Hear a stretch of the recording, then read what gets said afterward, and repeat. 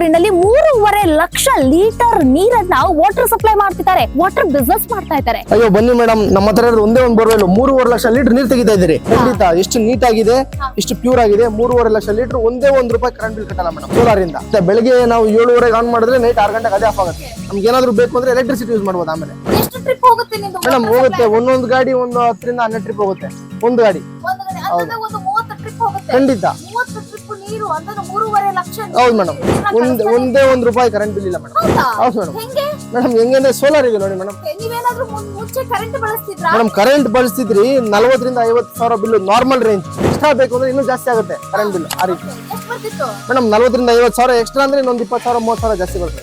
ಆ ರೀತಿ 1 ಲಕ್ಷ ನೀವು ಬರೀ ಕರೆಂಟ್ ಬಿಲ್ ಖಂಡಿತ ಆರ್ಡರ್ಸ್ ಜಾಸ್ತಿ ಇರ್ತದ್ರೆ ಅಲ್ಲಿ ತನಕ ಮುಟ್ಟುತ್ತೆ. ಈ ಸೋಲಾರ್ ಎಲ್ಲ ಫ್ರೀ ಮಾಡ್ಬಿಟ್ಟಿದ್ದಾರೆ. ಫ್ರೀ ಇದೆ ಮೇಡಮ್ ಸೋಲಾರ್ ಇಂದ. ಹೌದು ಮ್ಯಾಮ್, ನಮ್ ಬ್ರದರ್ ಹೇಳಿದ್ದು ಖಂಡಿತವಾಗ್ಲೂ ಸತ್ಯ.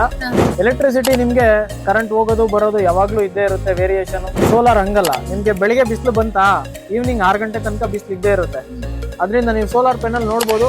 ನಮ್ಮ ಪಾರ್ಕಿಂಗ್ ಶೆಡ್ ಮೇಲೆನೆ ಹಾಕೊಂಡಿದ್ರಿ. ನಾವು ಸೋಲಾರ್ ಹಾಕ್ಬೇಕಂತ ಪಾರ್ಕಿಂಗ್ ಮಾಡಿದ್ದಲ್ಲ, ಪಾರ್ಕಿಂಗ್ ಫಸ್ಟೇ ಮಾಡಿದ್ರಿ. ಅದಾದ್ಮೇಲೆ ಈ ತರ ನಾವು ಸೋಲಾರ್ ಯೂಟ್ಯೂಬ್ ಅಲ್ಲಿ ತಿಳ್ಕೊಂಡಾಗ ಅದನ್ನ ಅದೇ ಐಡಿಯಾ ಇಟ್ಕೊಂಡು ನಾವು ಜಾಗ ವೇಸ್ಟ್ ಮಾಡೋದ್ ಬೇಡ, ಪಾರ್ಕಿಂಗ್ ಶೆಡ್ ಮೇಲೆನೆ ರೈಸ್ ಮಾಡೋಣ ಪ್ಯಾನಲ್ಸ್ ಅಂತ ಹೇಳಿ ಅದನ್ನ ಈಗ ನಾವು ಸೋಲಾರ್ ಪ್ಯಾನಲ್ಸ್ ನ ಪಾರ್ಕಿಂಗ್ ಶೆಡ್ ಮೇಲೆನೆ ಅಳವಡಿಸ್ಕೊಂಡಿದೀವಿ. ನಿಮ್ಗೆ ಮಳೆಯಲ್ಲೂ ಸಹಿತ ಇದು ವರ್ಕ್ ಆಗುತ್ತೆ. ಬೆಳಕಿದ್ರೆ ಸಾಕು, ಖಂಡಿತವಾಗ್ಲೂ ನಿಮ್ ಮೋಟಾರ್ ರನ್ ಆಗುತ್ತೆ. ಸರ್, ಒಂದು ಬೋರ್ ನಿಂದ ಇಷ್ಟೆಲ್ಲ ನೀರ್ ತೆಗಿತಾ ಇದ್ದೀರಾ ಅಂತಂದ್ರೆ ಹೆಂಗ್ ಸಾಧ್ಯ ಸರ್? ಏನಾದ್ರೂ ಪವಾಡ ಮಾಡ್ತಿದ್ದೀರಾ ಹೆಂಗೆ? ಇಲ್ಲ ಮ್ಯಾಮ್, ಆತರ ಪವಾಡ ಎಲ್ಲ ಏನು ಇಲ್ಲ, ನಿಮ್ ಕಣ್ಮುಂದೆನೆ ಇದೆ. ಇದು ಬಂದು SMR ಗ್ರೂಪ್ಸ್ ಅವರು ಅಳವಡಿಸಿರುವಂತ ಸೋಲಾರ್ ಪ್ಯಾನಲ್.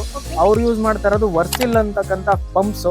ಈ ವರ್ಸಿಲ್ ಪಂಪ್ ಸೆಟ್ ಇಂದ ಕಡಿಮೆ ಸೋಲಾರ್ ಎನರ್ಜಿ ಯೂಸ್ ಮಾಡಿಕೊಂಡು ನಿಮ್ಗೆ ಯಥೇಚ್ಛವಾಗಿ ಔಟ್ಪುಟ್ ಅಂದ್ರೆ ನೀರು ಯಥೇಚ್ಛವಾಗಿ ನೀರು ಕೊಡುವಂತ ಪಂಪ್ ಸೆಟ್ ಗಳಿವು.